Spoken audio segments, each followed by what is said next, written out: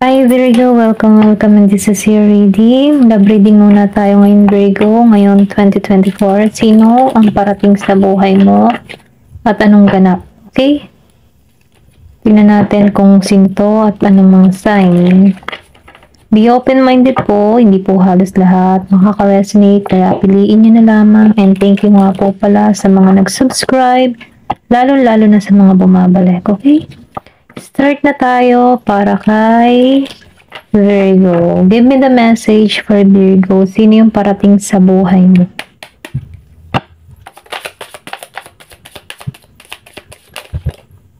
Meron ka ditong bear.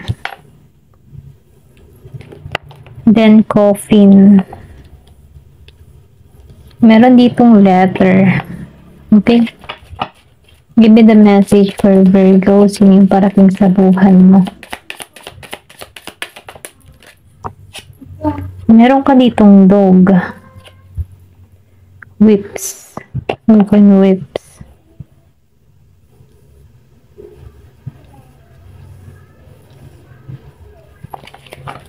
Give me the message for Virgo.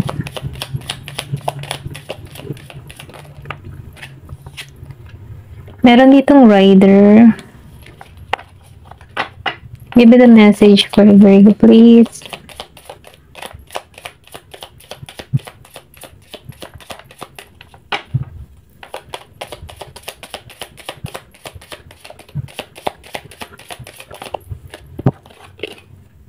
Crossroad. Man. Okay, may man na naman dito, no? Book. Nafe-feel ko dito, no? Itong taong ito, para siyang open book. Doon sa pagiging yung open book, ano, nakikitaan ko dito na hindi to masikretong tao. Okay? Para tong punong-puno ng kaalaman or sabihin natin, marami tong karunungan. Nausa na, no? Nafe-feel ko dito na matalino, na nagagamit niya yung karunungan niya kung bakit siya nagiging matatag na tao. Okay?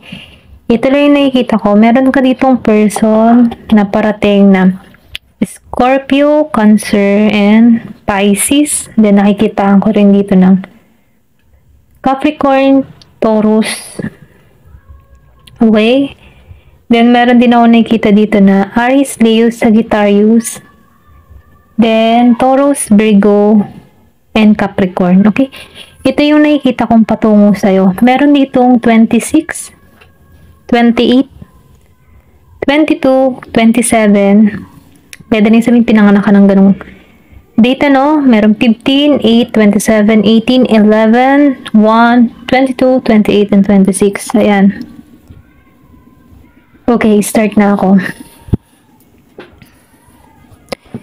Dito sa bear, nafe-feel ko dito itong tao na ito. Siya yung tipo ng tao na, alam mo yung sweet? Kumbaga, huggable, okay? Mahilig tong yumakap. Kumbaga, pag taon, kung magiging kayo neto, siya yung tipo ng tao na caring. Lagi ka na tong hayayakapin, ano? Ito lang na-feel ko, sweet.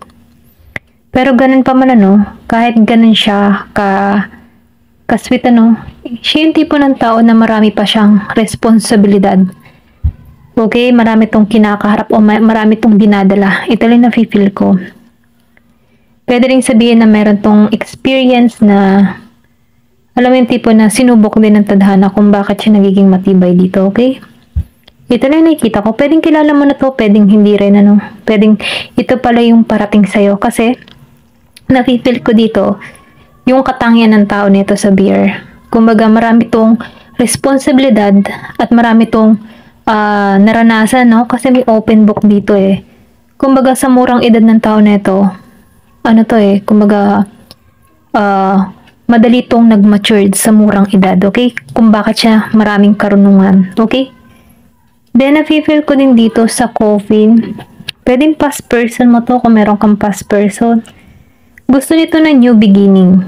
Or pwede rin sabihin na gusto nito yung bagong simula. Ikaw yung liwanag ng tao nito. Meron ako nakikita dito na Virgo, Capricorn, and Taurus. Meron kang ganung person. Then, nakikita ko rin dito, no, na siya yung tipo na, alam mo yung tipo na, yung mga pinaghirapan niya, nagkakaroon na dito ng bunga. Okay? Kumbaga, marami din tong kinaharap na problema kung bakit siya nagiging matatag. Pwede rin sabihin na gusto nito ng new beginning sa inyong dalawa kasi stable na siya eh. Meron akong nakikita ditong letter, meron kang mensaheng marireceive, meron magbibigay siya ng love letter, or pwede rin sabihin business proposal. Okay? Then, nafe-feel ko din dito, no? Meron ditong hihingi din ng sorry sa'yo, okay? Kasi nararamdaman ko dito yung Seven of Swords dito sa tao na to. Siya yung tipo ng tao na nababagabag. Okay? Kahit yung tao na ito, magiging ng tapat sa'yo. Meron tong mensaheng ipararating sa'yo. Kasi may bagabag to eh. Gusto niya isulat or gusto niya iklaro lahat ng kanyang mga gustong sabihin sa'yo. Pwedeng past person mo to kasi gusto nito ng new beginning. Okay? Ito lang yung nakikita ko. Then dog, meron kang taong parating na year of the dog. Okay? Pwede rin sabihin ikaw to, year of the dog ka. Lagi kang tapat. Okay? Lagi kang tapat at honest sa person mo. Pero ganun pa man, kahit meron ka ditong past person na naghiwalay kayo, no? Hanggang sa huli, naging kang tapat. At dahil doon, nafe-feel ko dito na mas lalo kang nagiging mapalad sa pagiging mong tapat dito. Nakita ko dito yung pagiging mong porsigido, okay? Kumbaga, nafe-feel ko dito na kung magkakaroon ka muli ng panibagong partner, gusto mo yung katulad mo ding tapat. Ayan. Meron ditong whips.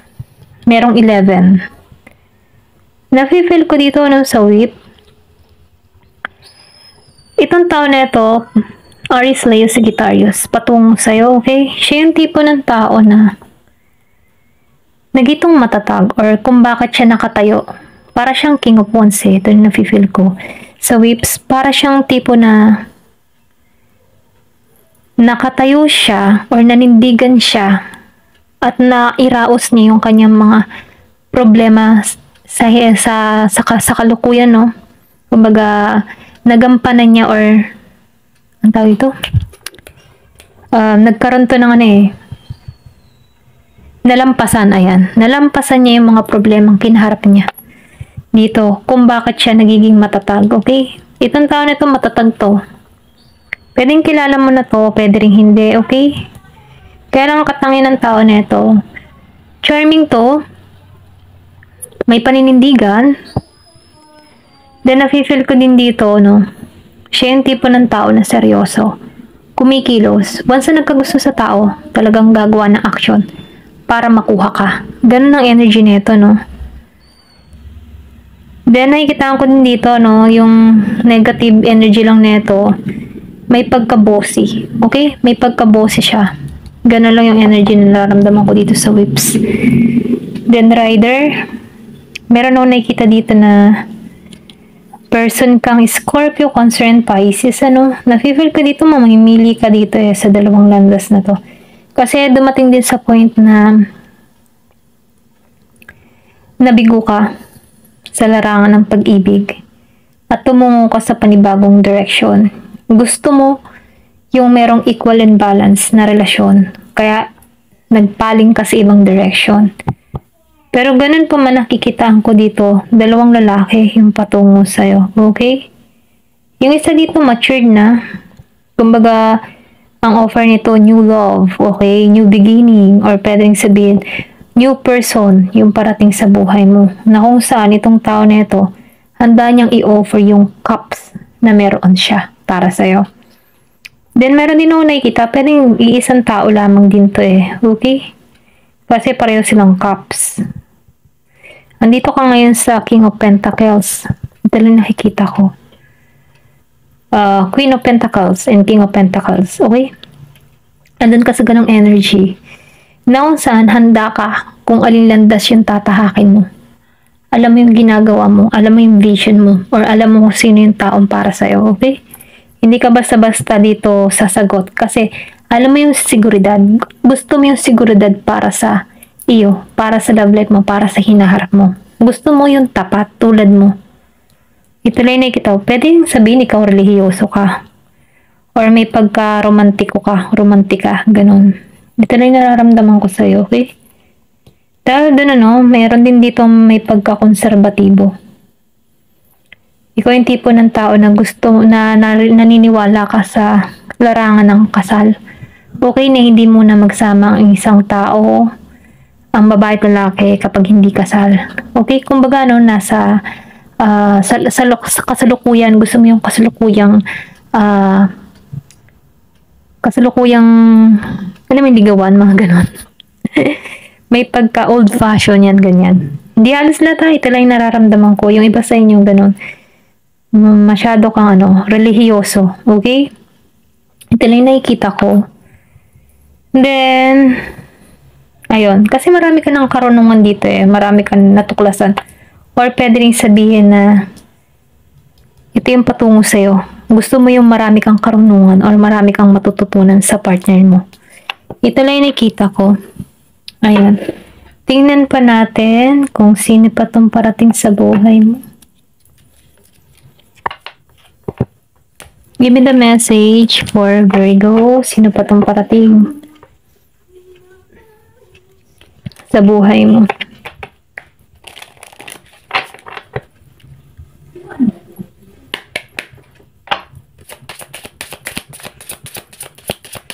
Oh, meron ka ditong self-respect.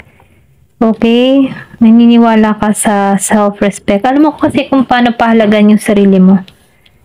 Then, nakikitaan ko dito yung tinatahak mong landas. Ito naman, may 2 puso. Gusto mo yung pareho kayo. Pareho kayo nagmamahala. Naniniwala ka na sa divine timing, kay God, na meron kang kapartner para rito. Ito lang yung nakikita ko. Then dito, meron ditong 28 dito sa man. Ito yung patungo, confirmation. Ito yung lalaki, Pwedeng ikaw to.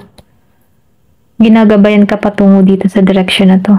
Kung makikita mo dito sa road, ayan sa road, meron dito, ayan ang bahay. Castle. Then dito castle. 2 road kasi to. Dito kasi sa isang path, wala, empty ka. Pero dito sa kabilang path, andun yung castle. At ito lang ay makukuha mo, yung castle. Ito lang yung nararamdaman ko. Ito ka patungo. Kasi alam mo kung paano mo irespeto yung sarili mo. Alam mo yung gusto mo. May dignity ka Ayan. Then dito, emotional freedom. Malaya ka sa yung nararamdaman. Para kang open book Walang may tatago sa'yo. Frank ka, tinatapat mo kung ano talaga yung gusto mo, pinapakilala mo kung sino ka. Okay? Then nakikita ko rin dito na malaya ka. May pagka-magical. Gusto mo kasi, maybe may ka sa mga fantasy, mga ganun ba? Sa, yung may pagka-fairy tale, mga ganun. Okay? Ito lang yung nakikita ko. Then nakikita ko dito yung lakas ng intuition mo, Klaro ka mag-isip kung ano talaga yung gusto mo. Naniniwala ka sa fairy tale, mga ganun. Hindi halos lahat ito lang yung nararamdaman ko. Yung iba sa inyo, ganun. Ganun yung energy. O, luminosity. So, nafe-feel ko dito, nagkakaroon ka dito ng malaking transformation sa iyong sarili. May pagka-pure. Okay? Kung makikita mo may message. Then, nakikita ko din dito yung emotional ka. Open ka sa lahat. Then, nararamdaman ko dito may pagbabagong nagaganap sa'yo. Open yung heart chakra mo dito. Then, crown chakra. Sa crown chakra, alam mo yung gusto mo. Then, throat chakra open din dito. Ito na yung na-feel ko. May renewal. Okay? Then, na-feel ko dito yung luck. Swerte. Para kang yung tipo na pure. Ganyan. Then, dito, compatibility. So, matatagpuan mo yung compatible mo dito, okay? Pareho kayo ng interest, pareho kayo ng hilig. Kumbaga, pwedeng love at first sight tong tao na to. Ganun ka din dito, okay? Message, pareho kayo may pag-asa. Ito na nakikita ko, okay? Ayan, may mensahe. Or ito yung mensahe pinararating sa'yo. Give me more information. Meron ka ditong sexuality. So, ibig sabihin na malakas din yung sex appeal mo. Or pwede rin sabihin yung pagiging sexuality dito, hindi siya yung tipo na malaswa. Alam mo yung tipo na merong pure, okay? Pagiging sexuality mo dito. Kasi, ayaw mo ng laswa. Gusto mo yung pure. Pure love, okay? Ito na yung nakikita ko. Give me more information. Ayan. Then dito, no, the distorted feminine. Ikaw to eh. Humihiling ka dito, okay? Meron kang hinihiling. Love. Nagkakaroon ka dito ng self-love or pwede rin sabihin na open yung heart chakra mo at alam mo talaga, minamanifest mo yung tao patungo sa'yo. Yung gusto mo talaga. Kasi ito, gusto mo yung compatible tulad mo. Denere. Meron ditong resolving conflict. So, meron ditong gusto din makipag-ayos sa'yo. Meron ditong 26, 20. Meron pinanganak ng 9. May 31 din, 28, 13. Divine Feminine. Andun ka sa energy ng Divine Feminine. Kung makikita mo, inaalagaan mo yung sarili mo, ninonurture mo yung sarili mo. Alam mo yung gusto mo. Kung tinan mo, lumalago ka. Pero ganun pa man, ingat ka din sa mga taong pakikisalamuhaan mo. Okay? Meron dito, may nangchichismis sa'yo. Lalo-lalo na yung mga sikreto mo. Okay? Kasi para ka ditong librong bukas. Open sa lahat. Open lahat ng mga kwento mo, buhay mo, mga ganyan-ganyan. So, tinuturuan ka lang din naman dito na konting sekreto. Ayan. Ito na yung nafe-feel ko. Tingnan pa natin kung ano pa yung parating. Dito sa card na to, tingnan natin yung mga sign.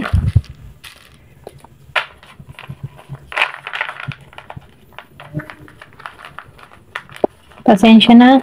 Medyo matagal. Ayan. Give me more information. Sino pa yung parating sa'yo?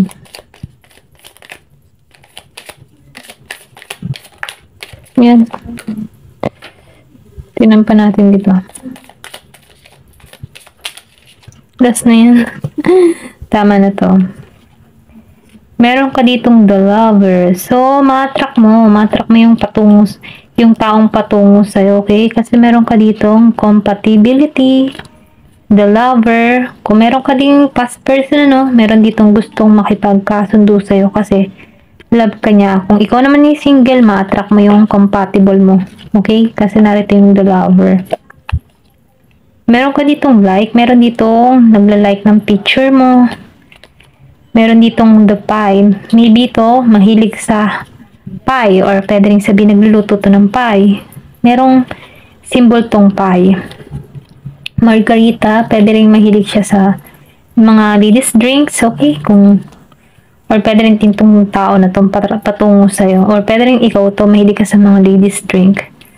Meron dito selfie. So, meron dito natin ang larawan mo. Cookie. Confirmation. Meron dito nagmamasid sa'yo. May nag-i-stalk sa'yo. The phone. Meron dito sa phone. Tinitingnan larawan mo. Meron din ditong pizza. Okay? Then, dito sa pizza, nafe-feel ko dito yung the moon, yung emotional. Yung emotion nyo pareho. Okay? Pero ganun pa man, nakikita ko din ditong may ahas. The tarot reader. So, yung iba sa inyo mahilig mag-tarot at magpabasa sa tarot. Okay, ng kanilang mga kapakapalaran. Ayan. O pwede rin sabihin tong post na patungo sa'yo. Mahilig makinig ng tarot. Ayan. Oh! Diba kaswerte? Dalawang elephant. Compatible. Okay, pareho kayo. Dalawa. I mean, dito sa elephant, nafe-feel ko dito may travel. Or pwede rin sabihin na may connection kayo. Okay? Soulmate. Okay? Pwede rin sabihin na nagkita kayo in Thailand. Or pwede rin meron ditong distance. Mahilig kayo pareho sa elephant. Okay? Ito na nafe-feel ko. Or pwede rin naman na elephant kasi strong personality din to eh. Kumbaga may pagka-divine. Then nakikita ko rin dito yung travel, okay? Friendship and love. Pwedeng pareho kayong mahilig sa travel. Meron ditong the star. Pareho kayo may personal growth. Meron ditong fertility, okay? Pwede magbuntis. Full love ka neto. Kiss. Lips. Gusto nito yung labi mo. Meron ditong HK, Hong Kong. Hope, umaasa ka. Oh, pareho kayo nag-aasahan dito, no? Pareho kayong umaasa sa bawat isa. Maybe nananalangin ka. Ganitong tao nito nananalangin. Or pwede rin sabihin, kung meron kang past person, umaasa kang magbabalik to sa'yo. Sure? Wish, okay, may matutupad kang hiling. May like. Confirmation dito, no? Like. Nilalike ka niya or like ka ng tao na to, gusto ka niya. Meron ditong true, dalawang beses na, isa lang pala, sorry. True, then sure. Meron ditong letter N, double N, M, D, S, B, and then ano pa? Meron ditong 28. Meron pang D. Sorry, Q. Dalawang Q. Pwedeng Chinese. Okay. May E. Meron din ditong E. Meron ditong 28, 29, 38, 36, 30, 32, 39. Okay. 29. Ayan. Pwedeng kilala mo na to, pwedeng hindi rin naman. Meron ditong 23, 38, 36, 39, 30, 32. Meron din ditong 28, 23, 26, 29, 22, 20. Ayun. Tingnan pa natin. Food lover. Mahilig siya sa pagkain. Handsome. Meron ditong pogi.